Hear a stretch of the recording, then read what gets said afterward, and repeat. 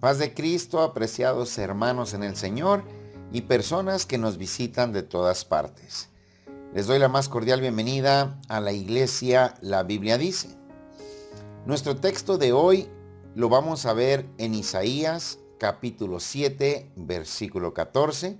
Así que toma tu Biblia y si gustas puedes seguirme con la lectura. Dice la palabra del Señor en el nombre de Jesucristo.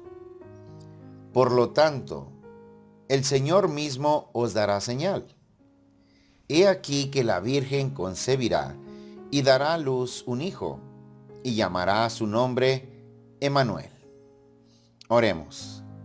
Señor Jesucristo, Padre Celestial, muchas gracias, Señor mi Dios, porque tu palabra es maravillosa, porque tus designios son buenos para con todos nosotros, y nos alientas con tus promesas venideras para saber que estaremos bien a tu lado.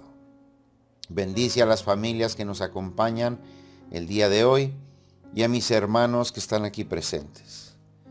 Que tu palabra siga siendo distribuida por todos nosotros, Señor, a quienes has salvado y escogido para la propagación de las buenas noticias que traes para la humanidad entera.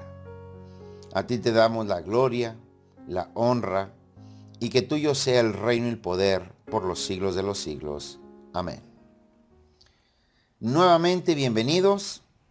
El tema que estaremos viendo hoy se titula La Biblia es real.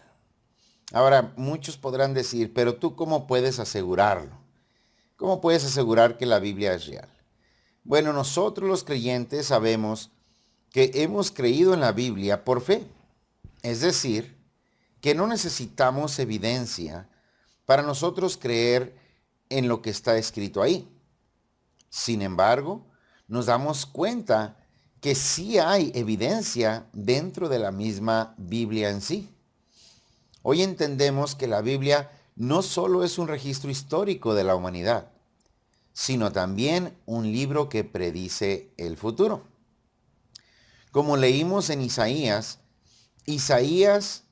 fue una profecía que se escribió 700 años antes de Cristo.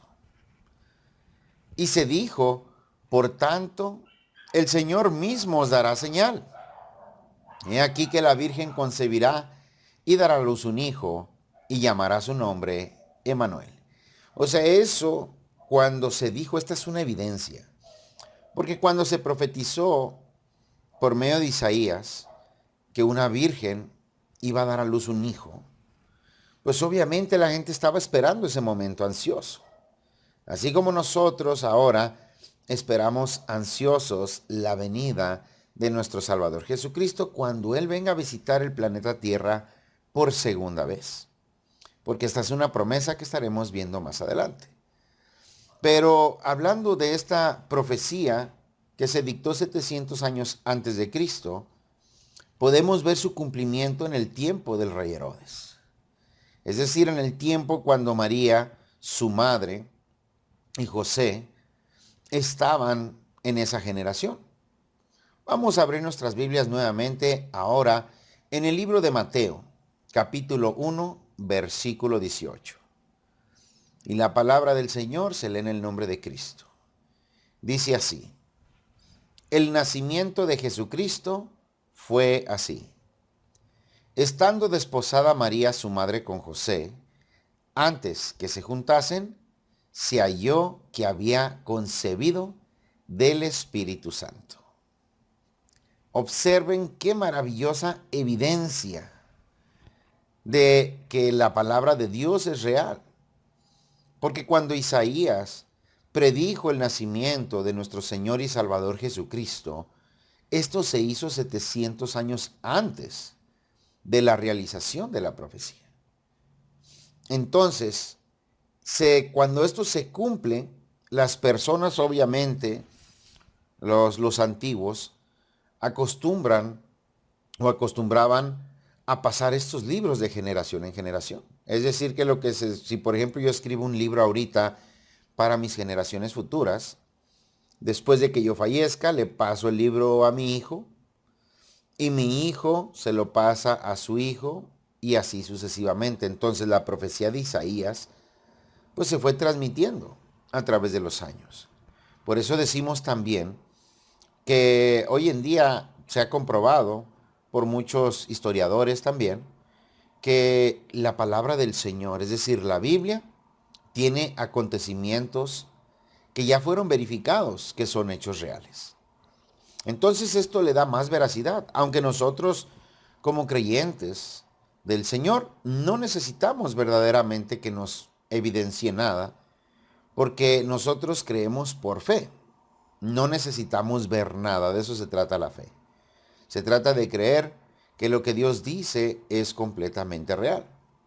Entonces, como podemos ver, la profecía se cumple. Pero además, existen otras profecías que se están cumpliendo en estos momentos en nuestra generación.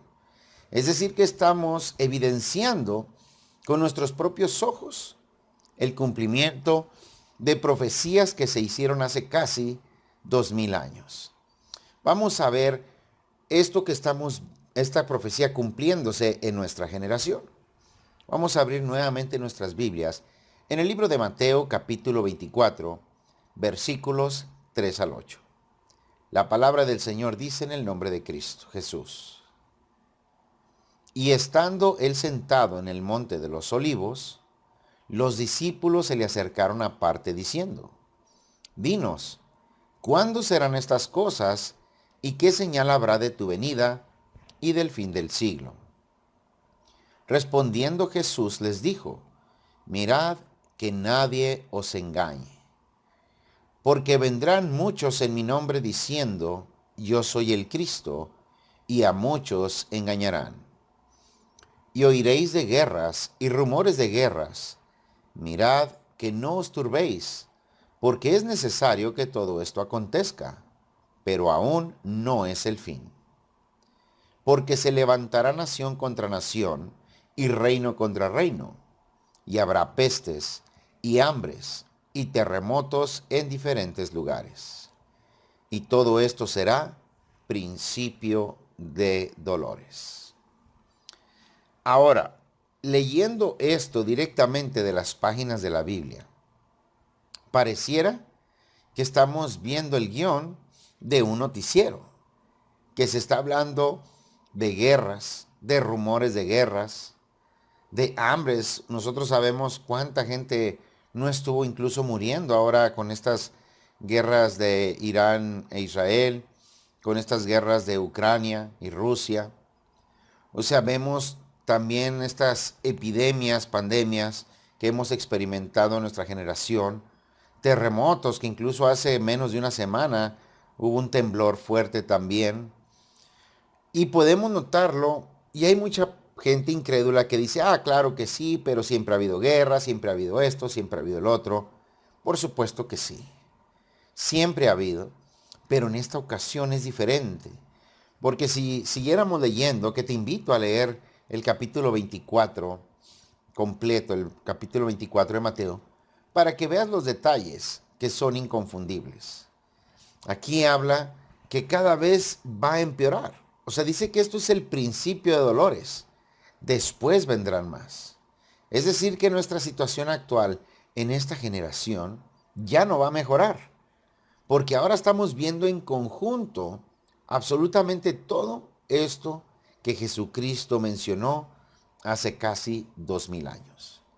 Entonces, así como como en aquel tiempo del profeta Isaías, cuando profetizó y llega el tiempo de Jesucristo, los discípulos del Señor, su generación, experimentó en carne propia y fue testigo de las profecías que se estaban cumpliendo de cientos de años atrás que se dijeron.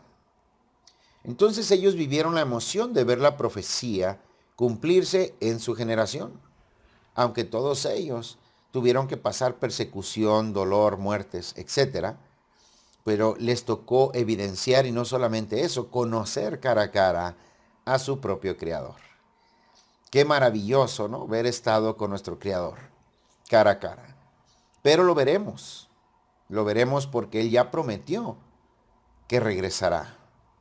Entonces, aunque vivimos en un mundo lleno de maldad y por todos lados en la actualidad, esperamos una maravillosa promesa que Dios nos ha hecho sobre un gobierno justo y verdadero, que es el reino de Jesucristo. Porque si observamos, no hay país ahorita en la actualidad que no se queje de alguna manera de su gobierno. Porque podemos ver cómo los gobiernos cada vez atropellan más a la ciudadanía.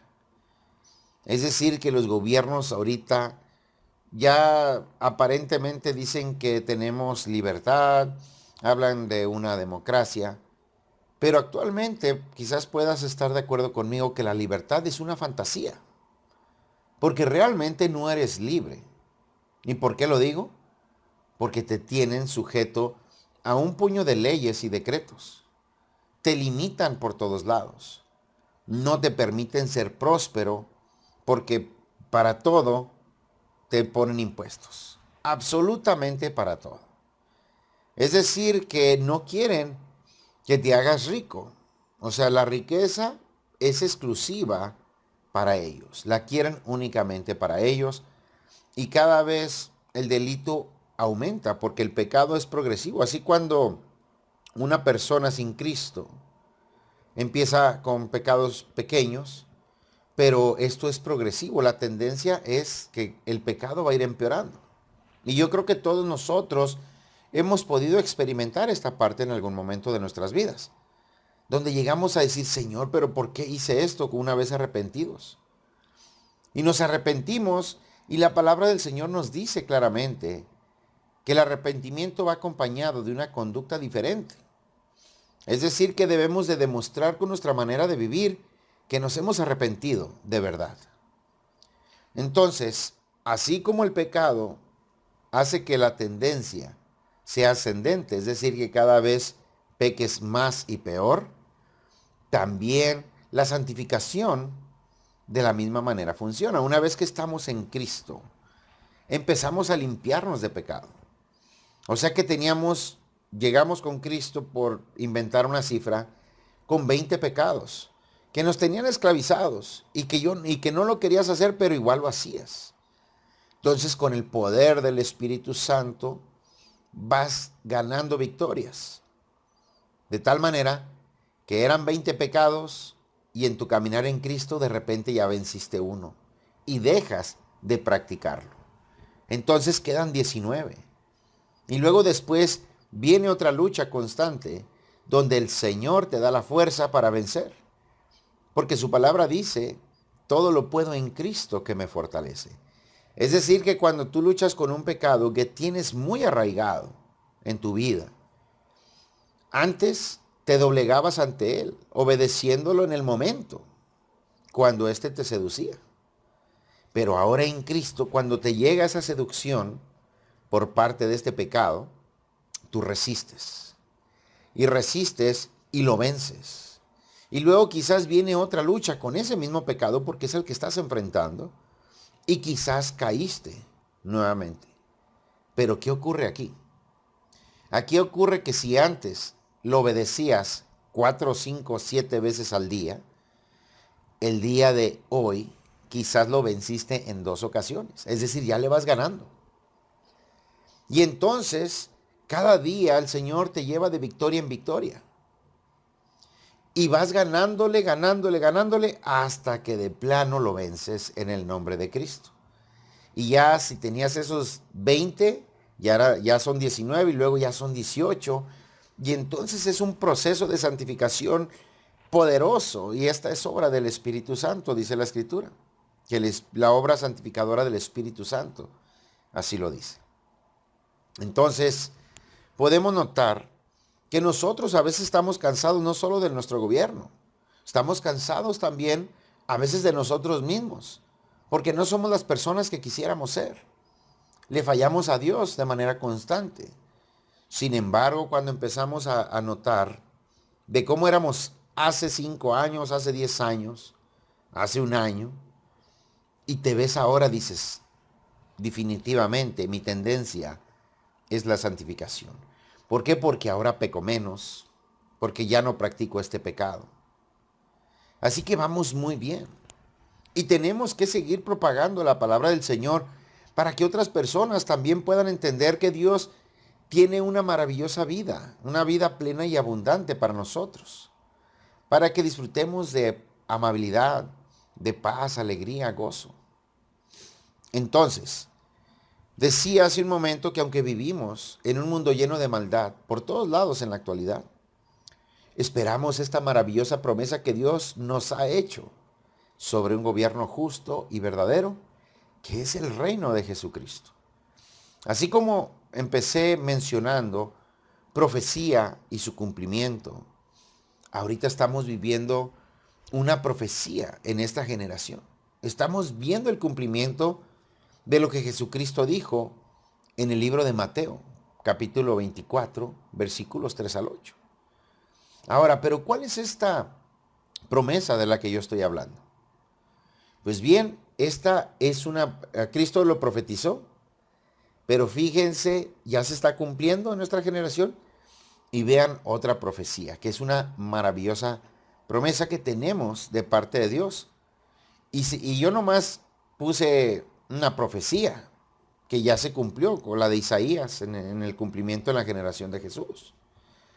Y también mostré la profecía del cumplimiento en la actualidad, cómo se está cumpliendo. Pero también vamos a ver ahora, abriendo la Biblia, en el libro de Apocalipsis, capítulo 11, versículo 15. Dice la palabra del Señor en el nombre de Jesucristo.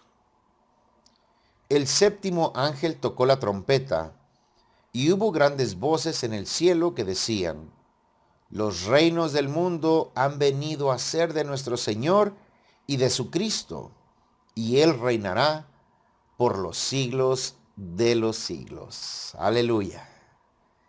Qué maravilloso, ¿no?